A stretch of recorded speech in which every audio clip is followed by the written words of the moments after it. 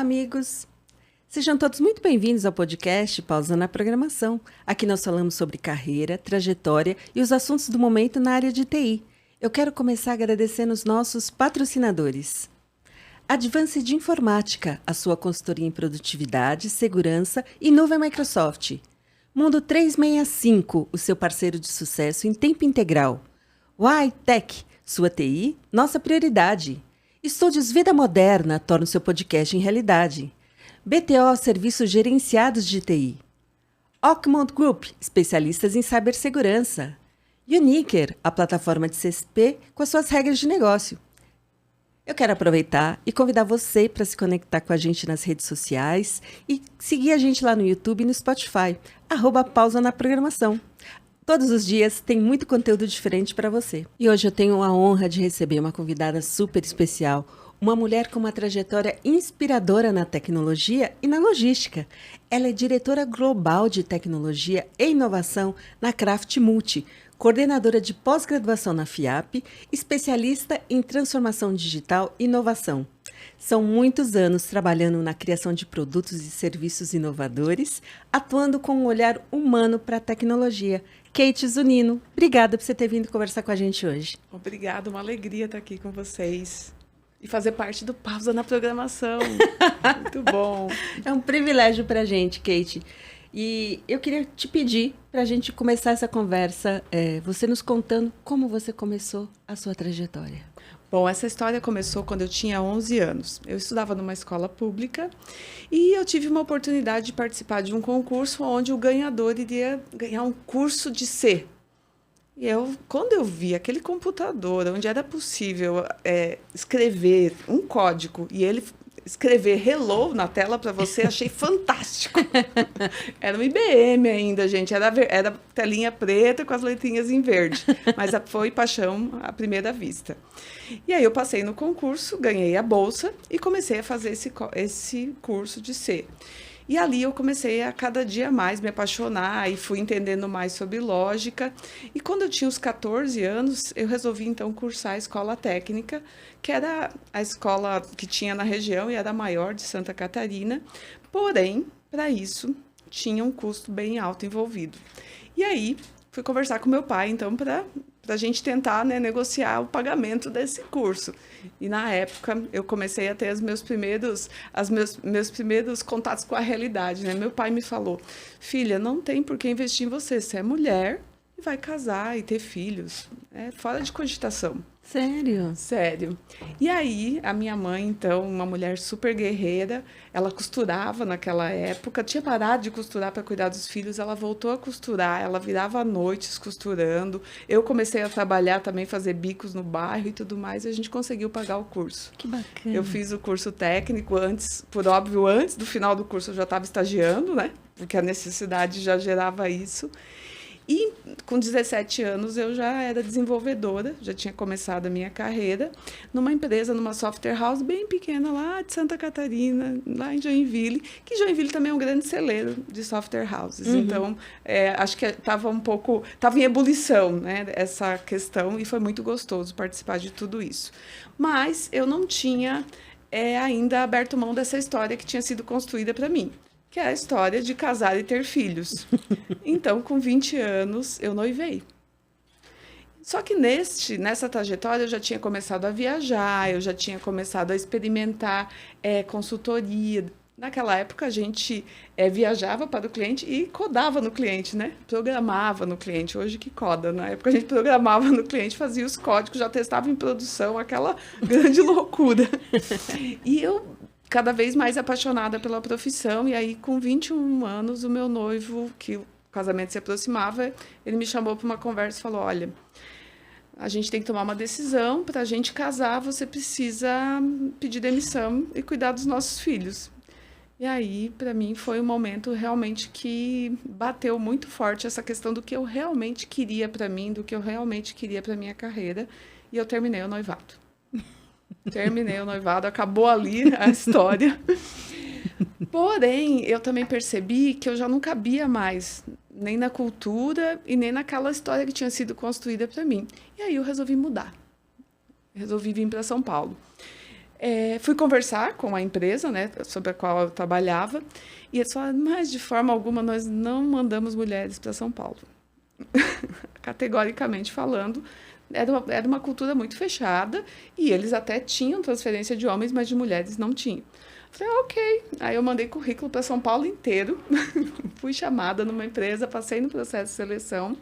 3 meses depois eu falei, tudo bem, vocês não vai dar por aqui, eu tô indo de qualquer forma. Ah, mas era na real que você queria? Não, então a gente dá um jeito de te transferir. Você vai voltar em 1 ano. Eu falei, ok, vamos fazer uma aposta.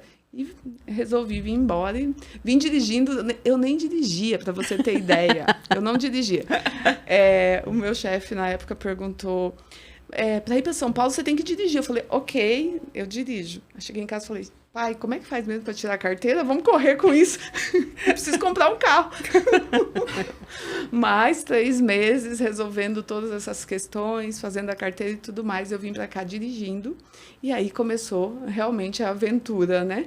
Porque quando você tem essa mudança, você também passa por uma mudança, um amadurecimento muito rápido, né? Onde as suas despesas, mesmo que você fosse responsável por algumas, passam a ser 100% sua responsabilidade. Os cuidados, segurança, agendas, né? E tendo que aprender muita coisa principalmente sobre empresas, porque eu vim como consultora de desenvolvimento para RP, para desenvolver aqui em clientes. Então, eu acabava tendo contato com muitos negócios. E aí, cada vez mais, eu fui me apaixonando. Quando eu comecei a conhecer o negócio e a aplicabilidade que a tecnologia trazia. E aí as conexões foram muito rápidas. Em 3 anos eu já era coordenadora de projetos, gerente de projetos. E aí, em 2003, por aí começa a minha história realmente em logística. Até então eu estava muito focada no RP, na parte de supply chain, que cuidava de toda a cadeia da logística, mas também de fábrica.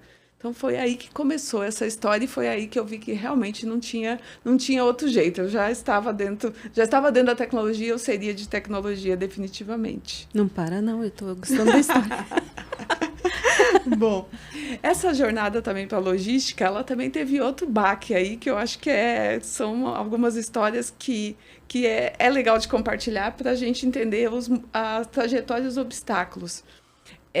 Eu já estava, né, fazendo gestão de projetos, e na época, gente, também é bom conceituar bem isso. Na época a gente fazia gestão de projetos, a gente era consultora ao mesmo tempo e ainda resolvia o código que estava dando errado, né? Então, a gente fazia tudo.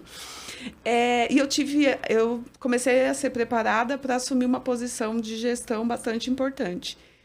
E naquela época, tinha eu e tinha o gestor no cliente. Então, éramos parceiros, como se fossem 2 PMOs, trazendo para o mundo de hoje, né? Para esse momento de hoje, 2 PMOs.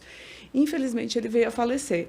E aí, teve uma oportunidade, então, de assumir o PMO todo. E, de novo, veio a história da mulher que não podia assumir, mulher jovem que não podia assumir uma posição, porque tinha uma série de requisitos que não faziam parte das competências que eu tinha. E aí foi onde eu falei, acho que é hora de eu sair de consultoria, sair desse universo. E aí eu já estava também, já tinha vários clientes que eram de logística, e aí foi onde eu dei esse novo salto, que foi um salto para assumir a gestão de uma área de TI dentro de uma empresa multinacional americana. E essa jornada foi de 17 anos. Nessa multinacional americana que é a Penske, é uma empresa que eu amo muito e onde eu aprendi muito sobre governança, sobre gestão de dados e sobre realmente colocar o cliente no centro dos serviços. A logística ela passa por muitas transformações, a gente vivencia isso o tempo todo, então são desafios diários para que a gente possa fazer um atendimento ao cliente que seja num custo efetivo e que tenha as informações na hora que o cliente espera. E a tecnologia é a base disso tudo. Por óbvio, a gente é meio, né? A gente não é fim nesse processo, mas hoje eu vejo essa miscelânea tão intrincada que eu não consigo mais separar as duas coisas e cada vez mais apaixonada pelo negócio aplicando tecnologia. Interessante. Esses 2 momentos que você trouxe agora, você internamente foi tão maior na situação, né? Porque não serve para mim, eu não sirvo, quer dizer, eu não sirvo para essa atividade? Ok. E simplesmente mudou e cresceu mais ainda, né? Tanto sair de Santa Catarina quanto assumir essa posição numa outra empresa. Na verdade, eu sempre fui muito apaixonada por problemas impossíveis. Acho que é esse o meu problema. Me conta um pouco mais sobre isso. Esbarrei aqui, André. Não tem problema, pode continuar. Como eu tinha um chefe que falava para mim, da época do chefe, tá, gente? Hoje é líder, mas era do chefe. Eu tinha um chefe que falava para mim que eu era a garota do leite. E o que ele queria dizer com isso? Aí ele falava, tem um leite derramado, você vai lá e limpa. Não foi você que derramou o leite. Por que você está limpando esse leite? Porque os outros passam, veem que você está limpando e acham que foi você que derrubou. E aí eu tenho que ficar explicando que você pegou mais atividade que não era do nosso escopo. Então, era a forma dele né, me criticar. Quando eu chegava com alguma coisa, ia na operação, via algo que não estava funcionando, eu voltava com um backlog gigantesco e com 1000 planos de realizar aquilo. Ele ficava alucinado comigo. E aí, durante algum tempo, eu discutia com ele, falava, não, a gente vai fazer, vai ser ótimo. Mas eu entendi que, na verdade, vem do estado de prontidão, que a gente é preparado também como mulher, né? Porque, de certa forma, a gente está lá, quem tira a louça da mesa, quem recolhe algo que caiu, quem que cuida das pessoas. Então, esse estado de prontidão, em vez de eu tentar, né, não é meu, não, eu tomei para mim e realmente eu sempre tive à frente de projetos muito desafiadores e de muitas vezes daqueles que eram largados, que ninguém queria, sabe? Esse aqui não vai dar certo, deixa para depois. Eu sempre fui lá e, não, peraí, vamos fazer. Só que algo que eu fui desenvolvendo nessa trajetória foi aprender a fazer encarar esses desafios, né, e fazer esses projetos e essas iniciativas sempre experimentando. Então, eu não tenho uma receita para resolver um problema impossível, mas eu tenho ideias para experimentar resoluções para esse muitas problema. Ideias, né? E muitas ideias. Então é movimento o tempo inteiro. E aí, assim, eu fui conseguindo alcançar novos espaços dentro das organizações e muitas vezes sem perceber, né, essa posição de mulher em tecnologia ou ter restrições quanto a isso, realmente fazendo valer a competência que você coloca naquilo que você está fazendo. Kate, nessa trajetória, quem são as pessoas que te inspiraram e que te inspiram? Me inspiraram. Tiveram muitas mulheres ao longo desse caminho e muitos homens incríveis que me ajudaram. No começo da minha carreira, eu tive comigo, desde o tempo do cursinho lá, desde o tempo do técnico, a Lucila, que até hoje é minha inspiração, é uma mulher incrível. Hoje ela trabalha com Customer Experience, mas ela sempre foi uma guerreira, uma lutadora e uma mulher que me ensinou muito sobre tecnologia, mas sempre muito com o olhar humanizado. Teve o Fábio Mazelli, que foi o meu gestor durante esse tempo todo que eu tive na Penske. E ele foi um gestor incrível e que me ensinou coisas simples como equilibrar a vida, saúde e trabalho. Que são coisas que você realmente, quando você entra, né, quando você começa, e eu tenho espírito de workaholic, tá? Já vou te contar, então é um pequeno defeito. Vá. Então, sofro, mas passo bem. E ele foi a pessoa que me trouxe essa visão de equilíbrio. Todos os dias, ele tinha o horário para ir pegar os filhos dele. Eu achava aquilo incrível. Eu falava, meu Deus, como é que você consegue se organizar? E eu fui me inspirando nele e entendendo como ele fazia tudo isso dar tão certo. Então, foi uma pessoa que me ajudou muito nesse sentido. E, por óbvio, minha mãe e meu pai, né, que são a base da coragem, do planejamento. Minha mãe é virginiana, puro planejamento. Meu pai é ariano, execução. Então, os dois juntos, eles tinham vários conflitos, né? Mas eles conseguiam levar muitas coisas adiante, fazer grandes realizações.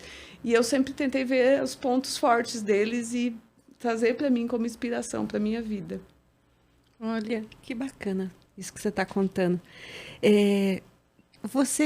Atrás de você tem um livro, e eu queria explorar um pouquinho esse lado da Kate escritora.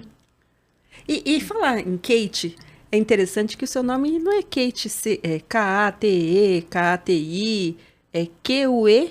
I-T. I-T. Isso mesmo. Então, se você quer seguir a Kate nas redes sociais? É muito fácil. Você só vai achar ela. Ela que disse isso pra mim. Só tenho eu. É mais fácil vocês me seguirem. Pode me chamar lá que eu aceito. Bom, o meu nome, ele foi escolhido na noite na noite anterior ao meu nascimento, então minha mãe assistiu um filme e saiu com esse nome no dia seguinte, então eles não tiveram muito tempo para elaborar a grafia. Mas o que aconteceu no dia mesmo é que, apesar de ter essa limitação, também tinha uma questão do militarismo. Então, eu nasci durante o regime militar, e no regime militar eram proibidos estrangeirismos, principalmente no sul do país. Então, não podia usar a letra K, apesar da proposta do meu pai ter sido. Então, foi assim que... Essa culpa ele não carrega. Não, essa culpa ele não carrega. É isso aí. Vamos agora para a segunda parte da pergunta. O TI de Salto é um livro que reúne histórias de mulheres em tecnologia e mulheres que compartilham essas vivências para trazer outras mulheres para a tecnologia, para mostrar que tecnologia também é lugar de mulher, né? Que nós também podemos estar aqui e ter muito sucesso nessa carreira. Kate, você é diretora global de TI. Não é pouca coisa, né?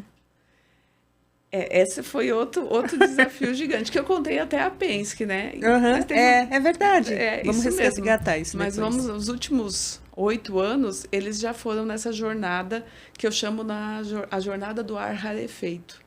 Que é quando você chega no board, que enfim eu cheguei. E aí você descobre que não, que só está começando. É o Camp Base. Sinto te informar. Ainda teremos muito para caminhar para esse Everest. Então, é onde as suas habilidades, o que você desenvolveu, principalmente as técnicas, elas sofrem uma transformação, né? Porque você sai de uma visão tática e passa para uma visão estratégica. Por mais que você venha exercitando, você passa por essa jornada. E isso aconteceu comigo há 8 anos atrás, quando eu fui convidada, já depois de 17 anos na Penske, eu fui convidada para assumir a diretoria de Latam, da Géfico, que também é uma empresa de logística hoje incorporada à Seva. E essa mudança toda aconteceu num momento também bem interessante, que é quando eu tinha tido minha filha. Ela estava com 2 anos, então tinham várias coisas mudando ao mesmo tempo na minha vida. Foi uma delícia viver tantas transformações. Eu sempre falo que tem coisas que a gente planeja, que são as mudanças, né? Então, a gente vai mudar de casa, né? Você vai mudar de casa, Rosana, você vai fazer uma lista, você vai contratar o caminhão, você vai limpar o apartamento, você vai encaixotar, e você vai para outro apartamento. Vai ter um monte de surpresas, mas são surpresas previstas, controladas, que você pode fazer um plano. Você vai fazer a mesma coisa para casar. Você vai fazer uma lista, você vai ter os convidados, preparar a festa, você vai fazer toda a jornada do casamento, da festa em si. Primeiro dia, você pode planejar esse primeiro dia inteirinho. Você não tem controle sobre ele. Transformações são assim, né? Por mais que a gente planeje, a gente vai vivê-las, né? A gente vai realmente ter uma jornada ali que vai te transformar e vai te trazer novas habilidades. E foi isso que a diretoria me trouxe lá atrás, na Géfico. Depois disso, eu voltei para a Penske, viu, ainda como diretora. Na verdade, como diretora pela primeira vez lá, né? Eu tinha saído como gerente, voltei como diretora, fiquei 2 anos e agora eu estou há 3 anos na Craft. E essa jornada da Craft, ela é interessante porque eu tinha essa vontade de ser responsável por toda a governança global. Porque quando você está numa empresa americana, numa empresa francesa, você recebe a governança já definida da sua matriz. Quando você tem a oportunidade de estar numa multinacional brasileira, é a sua forma de também testar aquilo que você, às vezes, tanto, né, achou que podia ser diferente, que você via por outros meios, por outros caminhos. Então, essa jornada me permitiu ter esses olhares diferentes sobre o mesmo tema, que é a transformação digital, e que hoje ela está tão conectada com o dia a dia das organizações que a gente praticamente vivencia ela do começo ao fim do nosso dia. Então, estamos em constante transformação. Você teve toda essa jornada, está numa multinacional brasileira. Isso mesmo. Conta um pouco pra gente sobre o trabalho que você faz hoje, não só dessa parte de governança? Fazem 3 anos, né, que eu cheguei na Kraft. Quando eu cheguei na Kraft, ela é uma empresa que estava num crescimento, estava escalando, e era uma empresa que não tinha focado em tecnologia, como acontece com a maior parte das empresas do comércio exterior, e muitas empresas tradicionais, né, passam por isso. Então, tecnologia era para eles o suporte ao negócio e não uma fonte realmente de soluções. E quando eu cheguei, na verdade, era uma fonte de problemas, porque a gente tinha uma TI totalmente obsoleta, reativa, até porque eles viviam e vivem, né?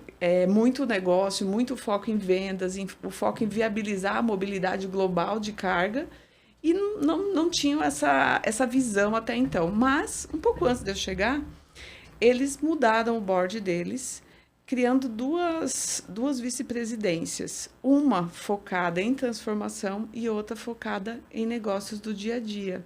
Então, essa visão deles foi pré-mudança, né? Então, ela permitiu que, quando eu chegasse, realmente tivesse um caminho para ser trilhado, mas já estivesse aberto esse caminho. Então, eu não comecei do zero. A visão, ela existia. E quando a gente tem visão de futuro, a gente começa a construir a estrada, fica mais fácil, né? Então, eu fiz todo um assessment inicial para entender onde a gente estava e para onde a gente precisava ir. Foram 100 dias ali bastante extenuantes, porque a gente fez mudanças em toda a experiência do colaborador. A gente começou principalmente pela experiência do colaborador. Eu acredito muito que colaborador feliz é cliente feliz. Então, se o teu colaborador ele não tem uma boa experiência na tua empresa, possivelmente o teu cliente não está recebendo uma boa experiência, porque por mais que você tente parecer, você não é possível. Então, a gente começou mudando tudo, mudando equipamentos, mudando Wi-Fi, mudando para a Microsoft, mudando todas as nossas plataformas, para que realmente eles se sentissem abraçados. Coisas básicas, como 2 telas, como uma boa telefonia, tudo isso, conectividade, tudo isso fez parte desses primeiros 100 dias, onde a gente conseguiu organizar a casa. Então, era tipo um plano de governo, né? Tipo um plano 100 de dias.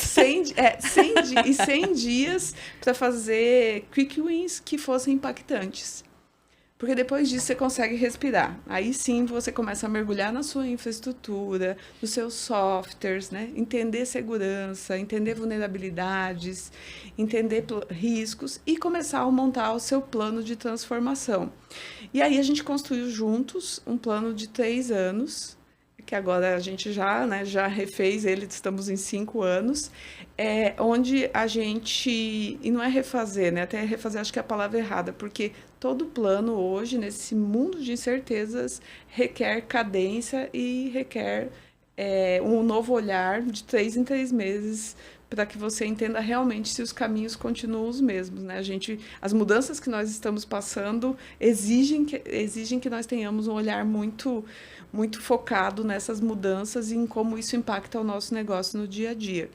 Então, no nosso Horizonte 1, que foi esse curto prazo, nosso objetivo era sair do analógico, sair do manual e começar a pisar no digital. Então, a gente começou a criar produtos, começou a orientar os nossos produtos para dados. No segundo ano, a gente já fez a jornada ali do Go Digital, que é criar novos produtos que já nasciam digitais para habilitar esses legados que agora já possuíam camadas, né, de conexão com o mundo externo. Aí, falando um pouquinho, né, da nossa língua, as camadas de APIs, né, os RPAs, para que a gente pudesse pegar legados e trazer. Além disso, a gente também está ainda implementando novos sistemas que são core da companhia. E no terceiro ano, que foi esse que a gente começou agora, a gente entra no Bi-Digital, que é onde a gente quer explorar novos negócios digitais. E aí é onde a gente também começou a navegar em novos mercados. A gente entendeu que o nosso conhecimento na organização ele é rico demais para ser mantido só dentro da organização. Então, a gente está criando uma universidade de logística internacional, onde a gente quer ressignificar a logística internacional no mundo. Levar, na verdade, um conhecimento de logística que conecte todos esses intervenientes no ecossistema de informações e de prosperidade. Então, essa é a jornada, de novo, né? O meu H3 lá, o meu Horizonte 3, onde a gente está navegando. E a jornada continua. Hoje a gente está com o portal do cliente, estamos criando uma Logistics Data para também ter dados abertos para o mercado, que é outro grande desafio no comércio exterior. São um grande número de documentos, de regras e de leis que regem cada país, cada porto, cada ponto da jornada e que muitas vezes não podem ser trocados, né? E aí entra trabalho manual, aí entra retrabalho, falhas, atrasos e tudo mais. Então, criar uma base que a gente possa habilitar dados para esse comércio, para esses nossos parceiros e clientes, é algo muito importante para nós. Da mesma forma, os nossos grandes clientes são agentes de carga pequenos e médios e os grandes freight forwards. Para esses clientes pequenos, a gente vê como essencial permitir que eles também estejam no digital, porque hoje eles acabam tendo também ali uma jornada muito manual. É um cliente, às vezes é um cliente nosso que tem só ele na empresa. Nós é que somos a empresa dele. Então, como que a gente faz para que ele seja digital? Então, também é outro grande desafio que a gente vivencia no comércio exterior. E hoje eu sou apaixonado por esse mercado. Eu sempre trabalhei na logística inbound, outbound, que focava muito nos warehouses, no frete rodoviário, nos desafios ali do dia a dia de um e-commerce, de um B2B. E hoje a gente consegue já navegar. Hoje eu consigo entender que essa navegabilidade ela vai muito além dessas fronteiras da logística nacional e apaixonada navegando nesses novos horizontes. Kate, essa parte de logística, que nem você comentou, que ela vem muito ligada à tecnologia, né? Se a gente for olhar um pouquinho para trás, essa questão de frete rodoviário, warehouse que você falou, mesmo assim, esse modelo, ele se transformou muito, né? Transformou muito. A experiência Amazon mudou a nossa forma de consumir, né? Mesmo a Amazon não estando aqui, a gente já sonhava com essa experiência, né? De poder ter um produto no mesmo dia, né? Na sua casa, e hoje é uma realidade para nós. A mudança do consumidor, na verdade, o que vem antes vem a necessidade do consumidor, né? O que nós precisamos é o produto disponível para a gente nos nossos lares. No fim da história, de preferência, 5 minutos depois, né? Ou nas nossas empresas. Isso, se materializando, né? A impressora 3D resolverá isso quando ela Star for... Wars, né? Tipo, Star Wars, aquele que o cara... Né? Minority Report, eu acho que tem alguma coisa assim também. Que você aperta o botão, você se teletransportava para outro lugar. Maravilhoso. Então... O que aconteceu, né? A tecnologia ela veio habilitando novas formas dessa nossa necessidade ser atendida. Então, a gente fala de cloud, a gente fala de 5G, de 4G mesmo, que já foi um grande passo que a gente deu lá atrás. De softwares que não eram mais softwares monolitos, né? Então, arquiteturas novas de software permitiram que a gente começasse a ter mais disponibilidade de dados, informações e tecnologia na mão dos clientes, nas mãos dos nossos parceiros também. Isso olhando pelo lado do consumidor. Então, ele tinha necessidade e o que estava mudando no mundo? Todas essas tecnologias sendo habilitadas. Com essa demanda do cliente, a gente começa a ter uma mudança também do comércio, da logística, onde os nossos warehouses que antes ficavam no interior, que levavam 24 horas, 3 dias, 7 dias para chegar, passaram a ter que ficar mais próximos da cidade. Então, foram sendo criados hubs mais próximos da cidade e necessidades de unitização. Você, há 5 anos atrás, possivelmente colocava tudo no seu carrinho e esperava o dia certo para conseguir fechar a sua compra e fazer o seu pedido e pagar um único frete. Hoje você não tem mais preocupação com o frete. Então, essa demanda ela acabou sendo distribuída. Por óbvio, está no custo do produto, está no custo daquele serviço, mas hoje não é mais um problema, porque aí o que aconteceu? Os armazéns, os hubs ficaram mais próximos, os pontos de distribuição foram para dentro das cidades, surgiram as dark stores. Então, novas formas de cadeias logísticas e de teias logísticas, né, para ser bem exato, foram sendo criadas para atender essa demanda do cliente. E a tecnologia, por óbvio, o tempo todo está ali embarcada para resolver isso e ser o mais assertivo possível. Tanto que hoje o entregador sai, ele te manda uma mensagem que saiu para te entregar, ele te manda uma mensagem que está na sua porta, né? Porque a gente hoje tem a possibilidade de gerar experiências melhores para os clientes com base em tecnologia. E esse modelo, né, em alguns mercados, ele está muito avançado. Isso, você entende que a cadeia toda está acompanhando? Bom, não acho que é a cadeia toda, mas a cadeia ela é puxada sempre pelo consumidor. Quando eu falo isso, aí você vai falar, mas no comércio exterior eu trabalho com B2B. O que muda, né? No B2B, o que o consumidor interfere nisso? Tudo. Porque se eu quero fazer uma compra hoje e receber hoje, a produção ela também vai ter que respeitar essa capacidade, ela vai ter que gerar capacidade suficiente para isso estar nos armazéns. E a importação e exportação também vai ter que estar na mesma intensidade. Então, a gente começa a ter uma demanda maior, de fracionamento maior, por óbvio, né? Os lotes já não fazem mais sentido em muitos cenários. A gente passa a trabalhar com fracionamento, a gente passa a trabalhar com estoque de matéria-prima local, e não mais necessariamente na China. Então, essa mudança, ela sempre está envolvendo a cadeia completa. Alguns mercados podem demorar mais, outros menos, mas eu acho que não tem mercado que fica a salvo de todo esse movimento. E a logística pode não ser fim do negócio, mas ela é o que gera muitas vezes o touch no cliente, né? É onde você tem a experiência realmente daquele produto, de receber aquele produto, de ter contato com aquele produto, é através da logística. Então tem que ser uma experiência incrível.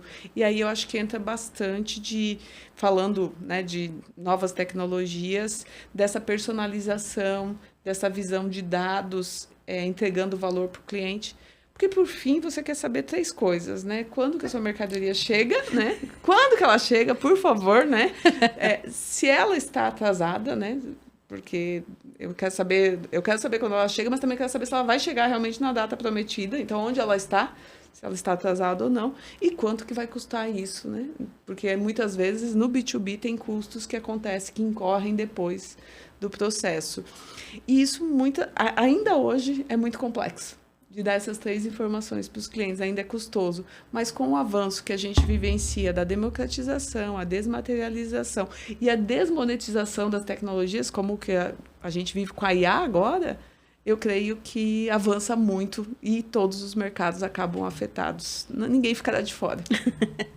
Kate, você defende muito a questão da transformação digital e o lado humano, né? Sim, adoro.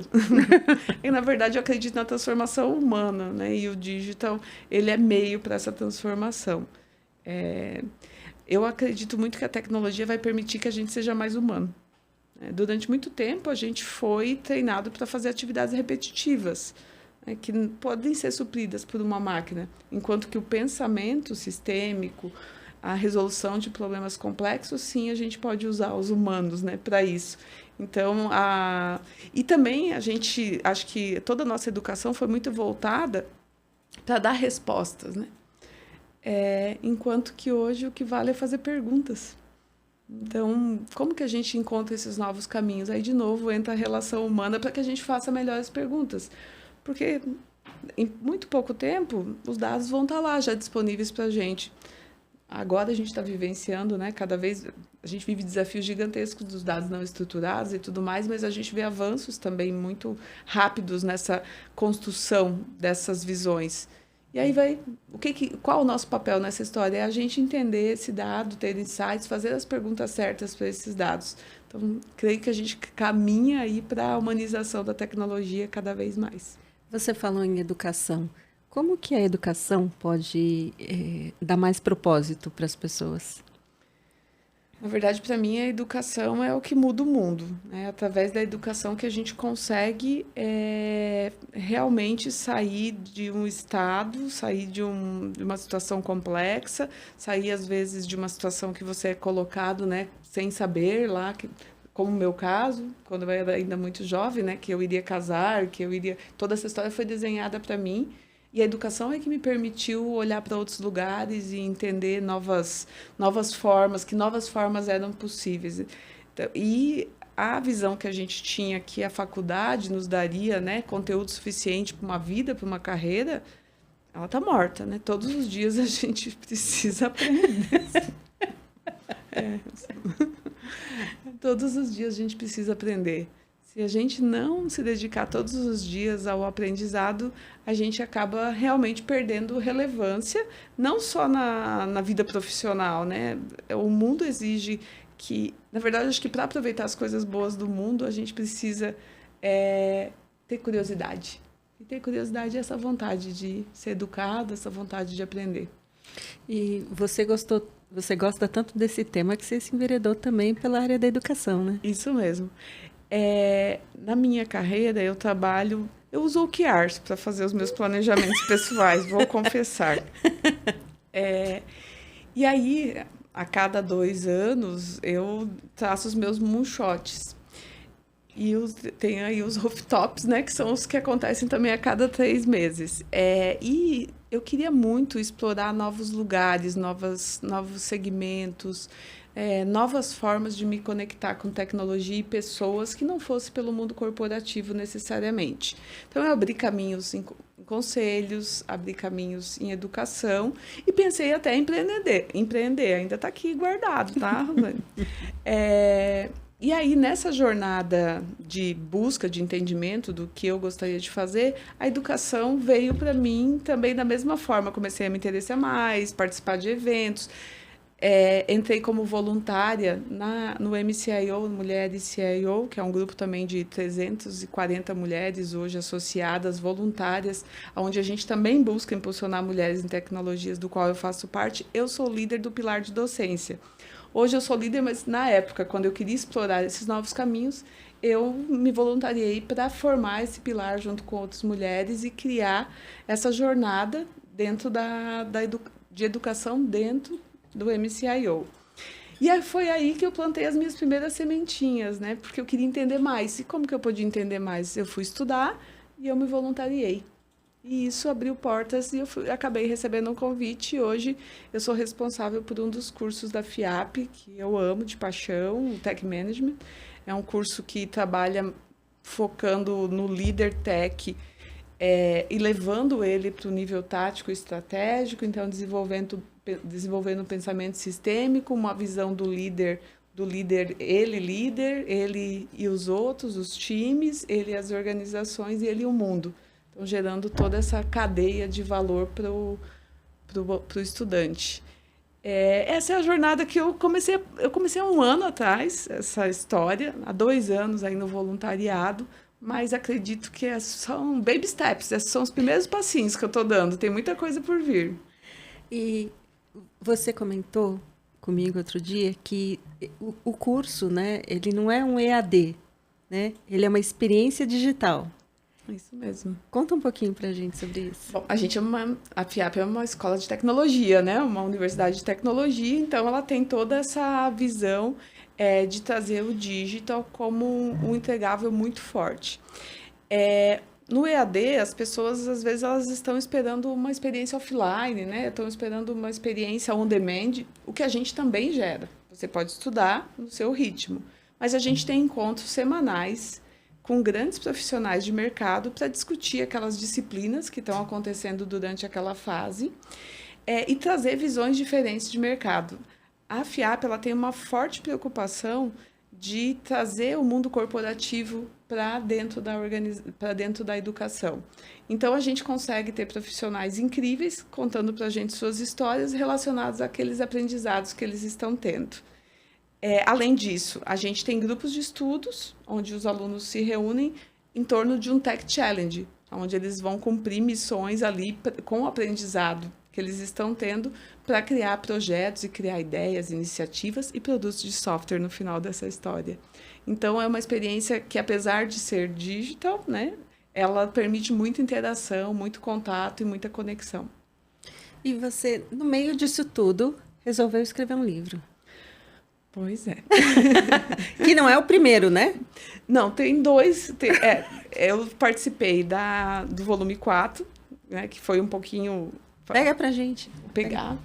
Faz um ano e meio. E este aqui é o... Olha isso, Brasil. É lindo, né? Aqui para essa câmera agora. O que vocês imaginam quando vocês veem TI de salto escrito, né? Eu tenho várias imagens que me vêm à mente. Mostra para a câmera, Kate. Vou mostrar. Ó. E combinou com a sua blusa. Vai tudo combinando. Não vou me arriscar a colocar lá de novo. Não, mas deixa em pé. Deixa em pé. Bom, como eu falei um pouquinho antes, né? Essa história começou lá na pandemia. Eu recebi um convite da Silvia Belli para contar a minha história em tecnologia. E, na época, eu pensei, gente, ela é muito doida, porque eu não tenho história nenhuma para contar. Não tenho. Como que eu vou contar a minha história? Não é interessante, ninguém vai querer saber sobre isso. Eu falei, Silvia, acho que não é possível. Ela falou, não, vamos tentar, vai ser muito legal. E aí, é um grupo de mulheres incríveis que acabam fazendo as histórias florescer, né? E aí eu tenho essa pegada também de estudar, né? Da educação, do conhecimento, por óbvio, eu fui aprender a escrever, eu fui entender como que se construía textos, como que se construía uma narrativa envolvente, fui ler outras biografias, isso me ajudou bastante a entender como fazer as aberturas, os fechamentos, né? Como manter as pessoas conectadas na tua história.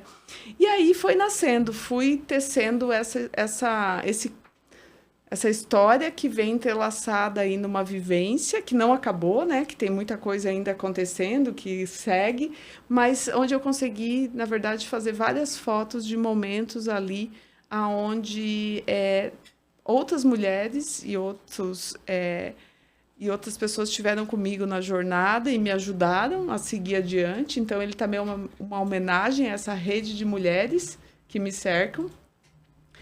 E ele também é um voto de fé em tecnologia, né, para as pessoas, para as mulheres, principalmente, saberem que é possível ser mulher em tech. E uma das coisas que não está no livro, nesse livro, está no 50 CEOs, que é outro livro que eu escrevi, que é o fato de que eu odiava matemática. Então, em defesa da matemática, vou falar sobre isso, porque a matemática, da forma como a gente aprende na escola, no colégio, né, ela é uma matemática muito operacional, uma matemática muito com o fim de criar um embasamento. Não é a matemática que a gente usa necessariamente quando a gente está desenvolvendo ou quando a gente está resolvendo um problema. Por óbvio, ela está ali embasando toda essa história, né? Mas quando eu conheci estatística, quando eu conheci lógica, eu percebi que eu era apaixonada por matemática, que eu achava aquilo incrível. E aí eu falei, gente, vamos revisitar toda essa história. E foi um dos meus momentos também ali de eureka, né? De entender que tudo bem não ter gostado de matemática, que matemática também era para mim e que tecnologia também era para mim. Infelizmente, a gente acaba afastada muitas vezes ainda na infância, né, de disciplinas que são mais focadas em engenharia, em matemática, em resolução de problemas. Mas, se você é uma dessas meninas que não gosta de matemática, não desista de tecnologia. Vem conhecer um pouquinho, que tem muita coisa legal e tem uma forma de brilhar e de conseguir trilhar o seu caminho. Até porque, quando a gente fala de trabalhar em tecnologia, não necessariamente você precisa escrever código. Não necessariamente. Na área de tecnologia, a gente tem pessoas que trabalham em marketing, tem pessoas que trabalham na área financeira. Produtos. A parte de legal, agilidade, direito, né? Agilidade.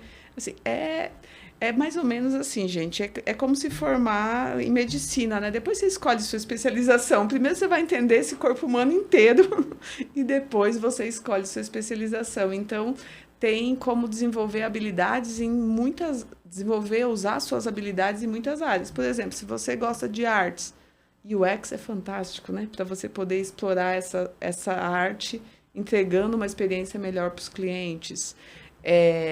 Se você gosta de pessoas, né, trabalhar como um PO, um Product Owner, te permite estar conectando pessoas e negócios, né, com tecnologia. Então, são tantas vertentes, tantas possibilidades.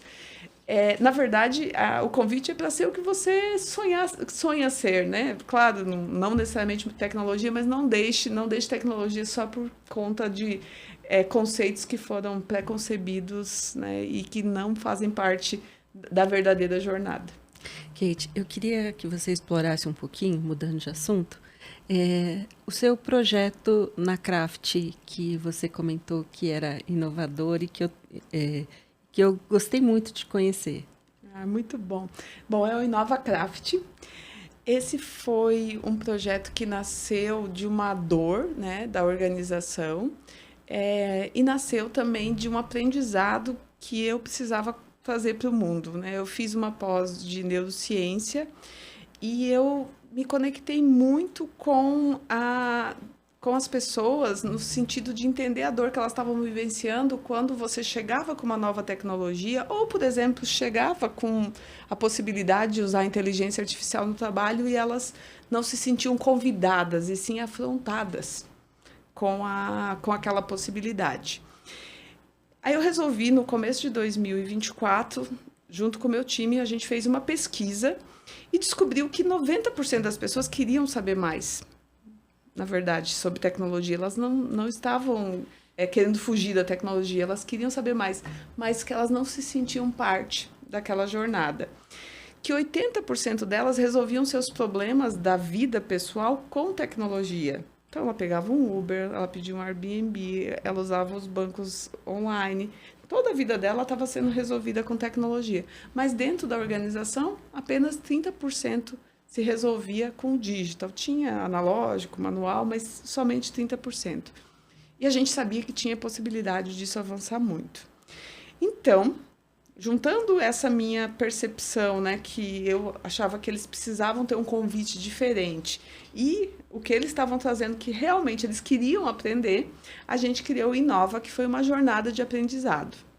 O Inova, ele é dividido em 4 etapas e que aconteceu durante 6 meses. Então, na primeira etapa, a gente desenvolveu conhecimentos digitais e tecnológicos, onde eles aprenderam sobre IA, RPA, dados, workflows, de uma forma, primeiro, lúdica, aprendendo sobre como aplicar isso no dia a dia, mas com comparações, metáforas, como, por exemplo, para aprender sobre API, a metáfora do restaurante, né? Você pede para o garçom, mas como é que esse pedido chega na cozinha? Quando você pede para ele, você está pedindo no menu, na cozinha chega com outro código.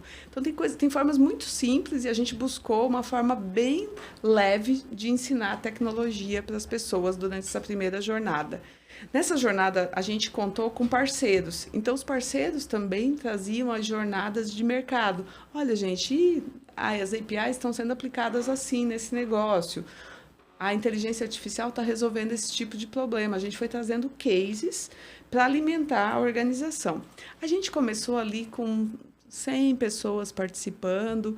Depois dessa primeira rodada, a gente já estava com 300 pessoas participando. Aí a gente foi para habilidades cognitivas, onde a gente queria destravar o pensamento sistêmico, a criatividade, a resolução de problemas complexos. Então, a gente entrou numa outra jornada. Que você é especialista, né? Que eu adoro. Então, que eu adoro. Vai aparecendo, né? Vai aparecendo os traços. Mas muito baseado nessa história que eles mesmos trouxeram, né? Que eles não sabiam como usar aquelas tecnologias. E, para isso, eles precisavam se sentir livres para experimentar, se sentir livres para errar, se sentir livres para pensar futuros diferentes, sair daquele status quo. Então, a gente entrou nessa jornada cognitiva também, contando com parceiros que foram trazendo conhecimento e a gente gerando esse conhecimento interno, estudando com eles como aplicar e como aplicar aqueles novos conhecimentos. Na terceira etapa, aí veio o grande desafio. A gente passou por Lean, mostrou para eles, então, como descobrir uma causa raiz, como criar uma CIPOC, como fazer um PDCA, né? Ensinou técnicas mesmo Lean ali para que eles pudessem entender como resolver problemas e convidou eles a olharem seus processos. Olhando seus processos, eles tinham que construir para a gente uma ideia de resolução aplicando tecnologia, os pensamentos, as novas formas de pensar e Lean. E aí nasceram 84 ideias, já eram 600 pessoas que estavam na jornada. Olha Sim. que bacana. Foi incrível. A gente estava com um engajamento super alto, a gente fez gamificação e sempre foi o time de tecnologia que conduziu esse processo. Então, eles o tempo todo a gente puxava eles ali, né? Convidava eles e dava a mão para eles nessa jornada. Tinha dúvida, eu tive a ideia de um processo, que é boa ideia? Trocava ideias com eles e fazia todo esse trabalho mesmo de cuidar, né? De mentorar essas ideias. Então, nasceram as 84 ideias. Dessas 84, a gente passou por algumas peneiras de pitches. Então, nós treinamos eles para pitches também, para que eles pudessem vender essas ideias. E nossa meta era chegar em 3.000 horas de produtividade mês com essas ideias. O nosso foco era inovação incremental aplicada à produtividade.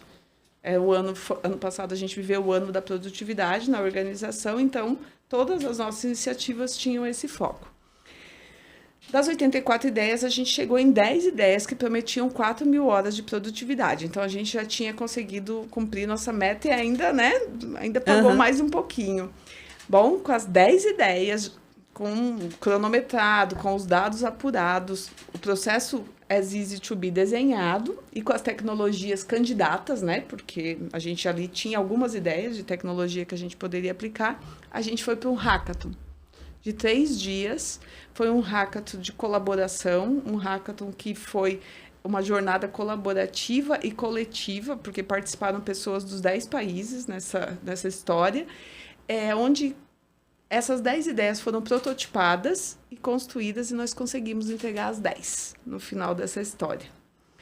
Bom, nos hackathons, a pessoa que organizou o hackathon, que é o Marcos, um grande amigo meu da Migu, ele chegou já me dando a notícia: você tem que aceitar que algumas ideias não chegarão até o final, porque em hackathons é isso que acontece e tá tudo bem, né? Vamos aceitar? Eu falei: não, isso não será possível. Nós vamos chegar no fim com as 10 ideias. E aí a gente ficou ali pensando em como fazer isso. E nós fizemos alguns combinados. Nós vamos montar as mesas, os times, né? Nesses times vão ter a pessoa do negócio que concebeu a ideia, né? A pessoa que estava vendendo sua ideia, uma pessoa de tecnologia como facilitador e 3 parceiros nossos, um de inteligência artificial, um de RPA e um de APIs ou dados, aí dependia do tipo de iniciativa. Então, eram 5 pessoas em cada mesa que compunham um time e que tinham aquela missão de realizar. Caso outra mesa precisasse de ajuda, essas pessoas, qualquer pessoa dessa mesa poderia rodar. Qualquer pessoa dessa mesa poderia ir ajudar. E assim se fez. Os 3 dias, as coisas fluíram, as pessoas levantavam a mão, uma ajudava a outra, as conquistas foram divididas, porque, na verdade, a gente estabeleceu desde o princípio que só teríamos ganhadores se todos ganhassem. Então, a gente conseguiu prototipar. No final dos 3 dias, eles trouxeram 5.000 horas de produtividades prototipadas. Foi incrível. E agora a gente está implementando, estamos aí nas últimas 3. Essa semana, quando a gente conversou, eu te falei que tinha 4, né? Já estamos nas últimas 3 para colocar em produção e começar realmente a ir pro próximo, né? E o próximo, inclusive, já começou. A gente já está na segunda temporada.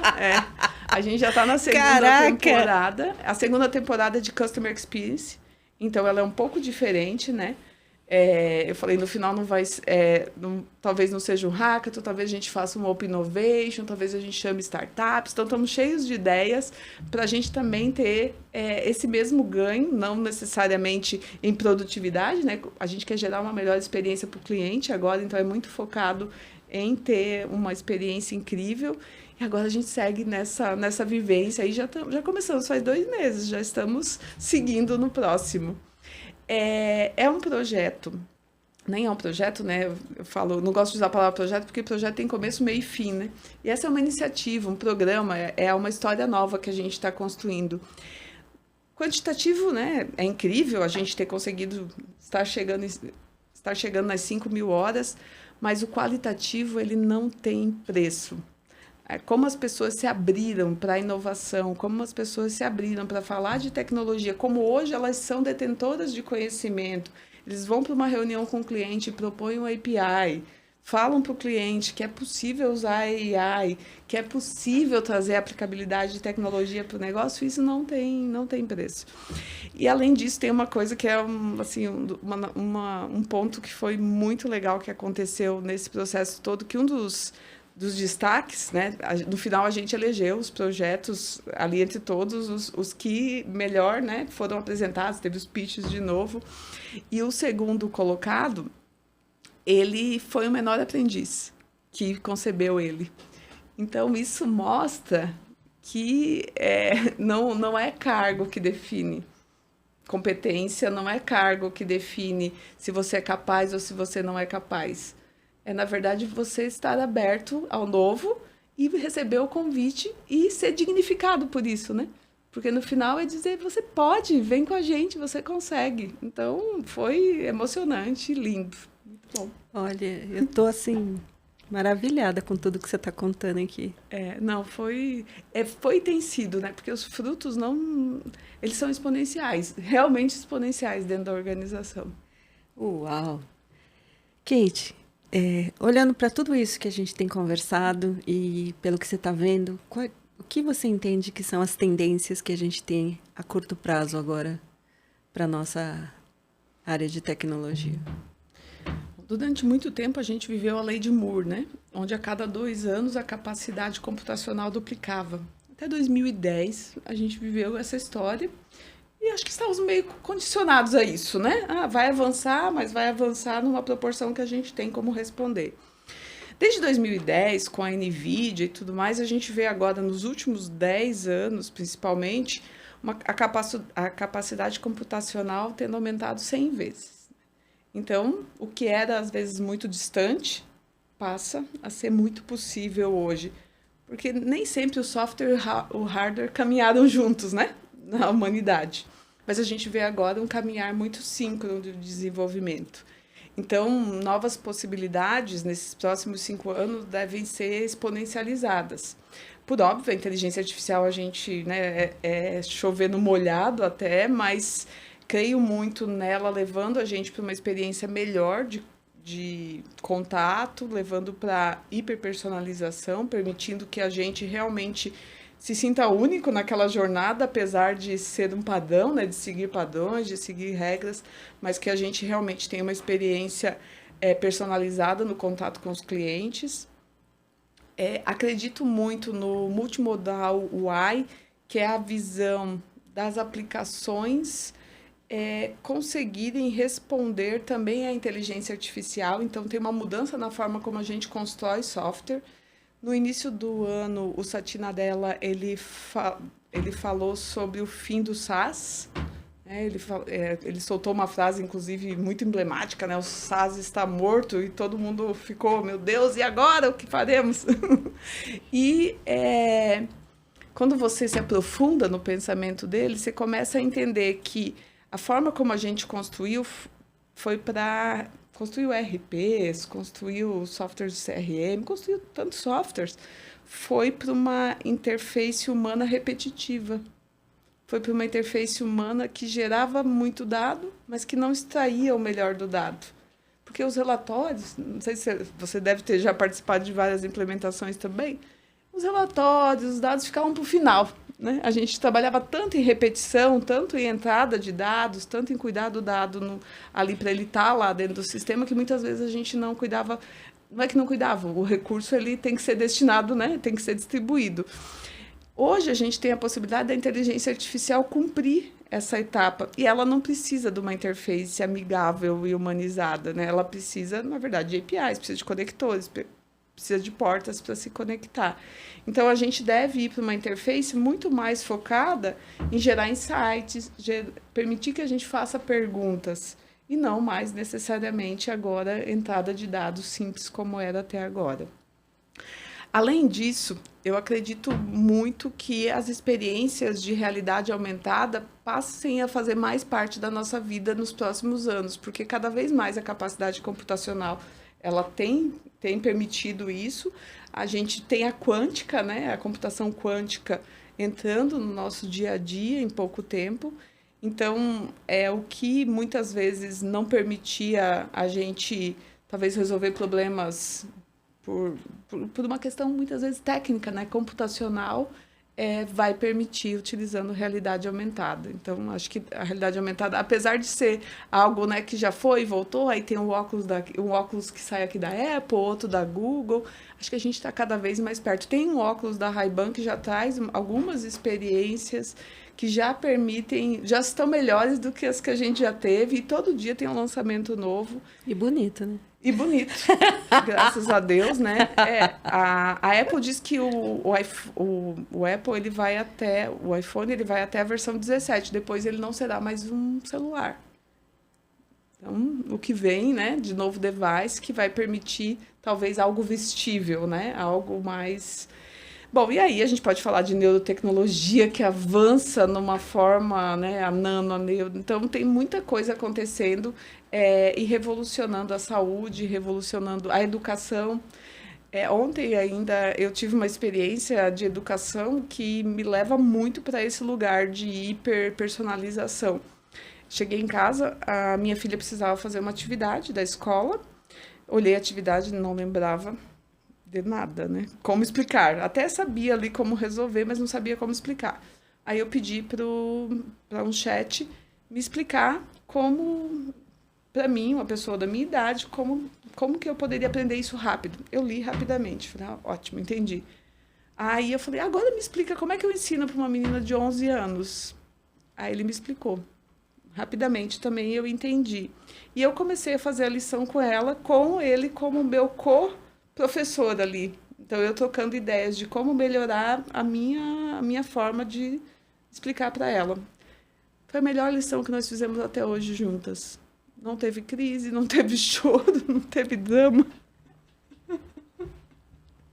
E eu sempre fui muito resistente a usar a inteligência artificial com ela, porque como ela tem 11 anos, eu acredito que o desenvolvimento cognitivo ainda precisa ser mais desenvolvido para que ela faça uso dessa tecnologia como parte da resolução, né? Ela precisa desenvolver mais o cognitivo dela. Mas era eu que estava usando, né? Tá tudo bem. Mas foi uma forma de testar um pouquinho essa educação mais focada na dor, né? Mais focada no que realmente no que realmente é necessário naquele momento para a pessoa e não tão aberta, né? Eu não precisei ler 10 páginas, não precisei... Ele me trouxe ali os insights que eu precisava. Então, é uma pequena experiência de ontem à noite que já me faz ver que esse caminho da hiperpersonalização vai nos levar para novas formas de aprender e de ensinar também. Bacana. Kate, queria pedir para você olhar para aquela câmera e deixar um recado para quem está assistindo a gente. Bom, vamos lá. Tem uma frase que eu adoro e que me movimenta, que é bastante simples, mas que me faz sempre voltar a entender que tudo que a gente faz é cíclico e que a gente realmente deixa o nosso jeito, a nossa marca no mundo pelo que a gente entrega.